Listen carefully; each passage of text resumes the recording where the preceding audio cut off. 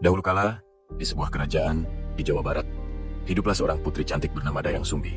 Ia sangat gemar menenun. Suatu hari, saat sedang asyik menenun di beranda istana, gulungan benangnya jatuh ke bawah. Dayang Sumbi merasa sangat malas untuk mengambilnya. Jadi, ia pun berucap tanpa berpikir, siapapun yang mengambilkan gulungan benangku, jika ia laki-laki, akan kujadikan suami. Jika perempuan, akan kujadikan saudari.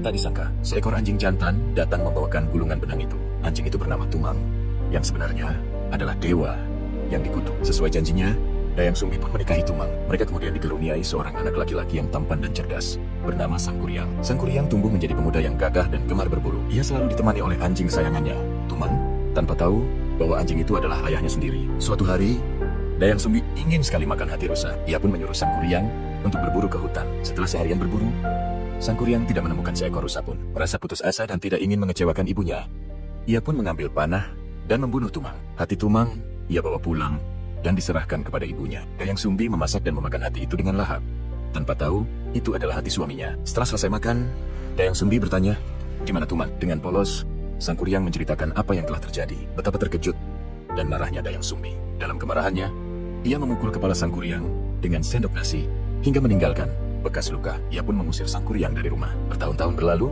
Sangkuriang berkelana ke berbagai tempat dan tumbuh menjadi pemuda yang sakti, mandraguna. Ia sama sekali tidak menua karena kesaktiannya. Suatu hari, ia kembali ke tanah kelahirannya dan tanpa sengaja bertemu dengan seorang wanita yang sangat cantik. Wanita itu adalah Dayang Sumbi, yang juga tetap awet muda.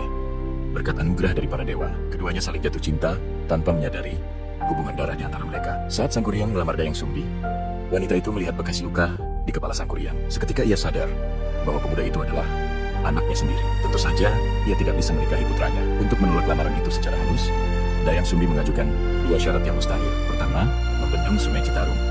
Dan kedua, membuat sebuah perahu besar. Keduanya harus selesai dalam waktu 1 malam sebelum fajar menyingsing.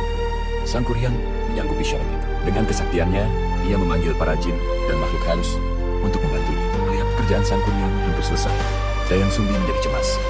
Ia pun berdoa kepada para dewa. Ia lalu mendapatkan kain sutra putih hasil tenunannya dan memukulkan tali kasut. Cahaya putih dari kain sutra dan suara angin membuat ayam jantan bertumbuh. Mengira fajar telah tiba, para jin dan makhluk halus pun lari ketakutan. Sangkuriang sangat marah karena merasa dicurangi. Dengan kekuatannya, ia menendang perahu besar yang hampir tertipu hingga terbalik. Perahu itulah yang kemudian menjadi gunung tangkuban perahu yang bangkit.